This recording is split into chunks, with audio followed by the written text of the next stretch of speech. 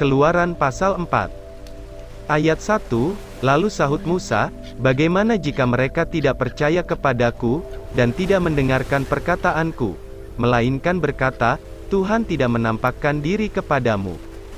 Tuhan berfirman kepadanya, apakah yang di tanganmu itu?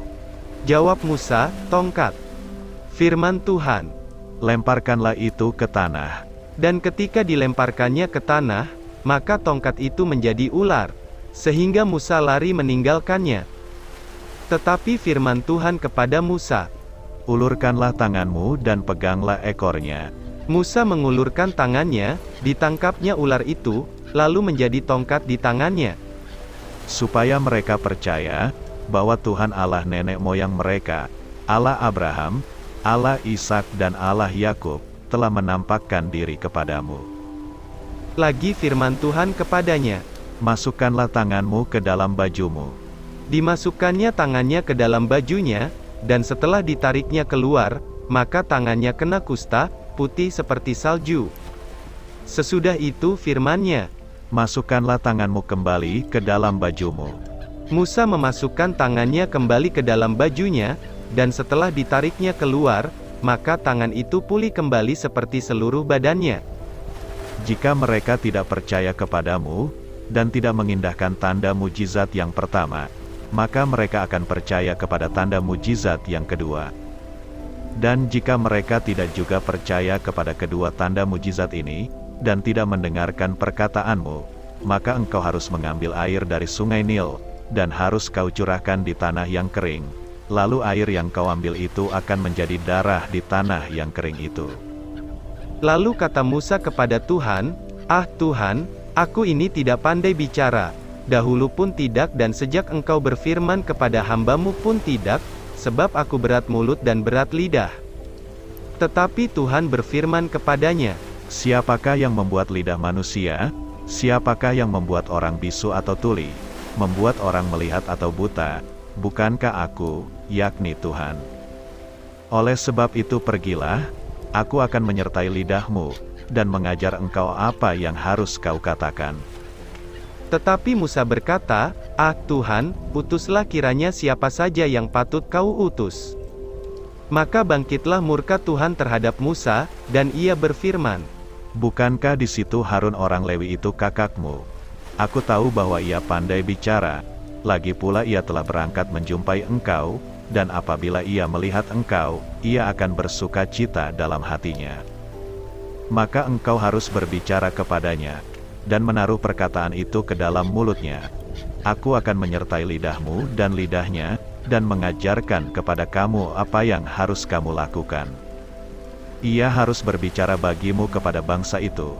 Dengan demikian ia akan menjadi penyambung lidahmu, dan engkau akan menjadi seperti Allah baginya.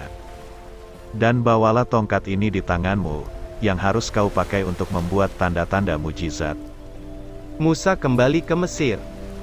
Ayat 18, lalu Musa kembali kepada mertuanya Yitro, serta berkata kepadanya, izinkanlah kiranya aku kembali kepada saudara-saudaraku yang ada di Mesir, untuk melihat apakah mereka masih hidup.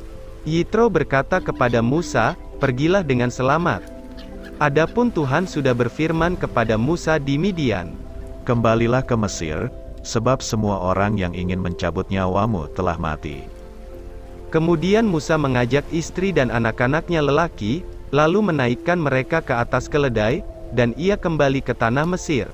Dan tongkat Allah itu dipegangnya di tangannya. Firman Tuhan kepada Musa, pada waktu engkau hendak kembali ini ke Mesir, ingatlah supaya segala mujizat yang telah kuserahkan ke dalam tanganmu, kau perbuat di depan Firaun, tetapi aku akan mengeraskan hatinya, sehingga ia tidak membiarkan bangsa itu pergi.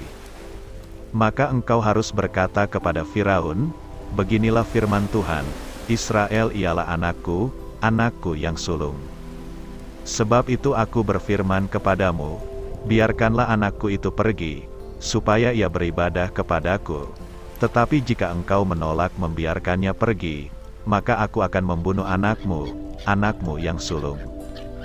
Tetapi di tengah jalan di suatu tempat bermalam, Tuhan bertemu dengan Musa, dan berikhtiar untuk membunuhnya. Lalu Zipora mengambil pisau batu, dipotongnya kulit katan anaknya, kemudian disentuhnya dengan kulit itu kaki Musa, sambil berkata, Sesungguhnya engkau pengantin darah bagiku. lalu Tuhan membiarkan Musa. Pengantin darah, kata Zipora waktu itu, karena mengingat sunat itu. Berfirmanlah Tuhan kepada Harun. Pergilah ke padang gurun menjumpai Musa. Ia pergi dan bertemu dengan dia di gunung Allah, lalu menciumnya. Kemudian Musa memberitahukan kepada Harun segala firman Tuhan yang disuruhkannya kepadanya untuk disampaikan, dan segala tanda mujizat yang diperintahkannya kepadanya untuk dibuat. Lalu pergilah Musa beserta Harun dan mereka mengumpulkan semua tua-tua Israel. Harun mengucapkan segala firman yang telah diucapkan Tuhan kepada Musa, serta membuat di depan bangsa itu tanda-tanda mujizat itu. Lalu percayalah bangsa itu, dan ketika mereka mendengar bahwa Tuhan telah mengindahkan orang Israel, dan telah melihat kesengsaraan mereka, maka berlututlah mereka dan sujud menyembah.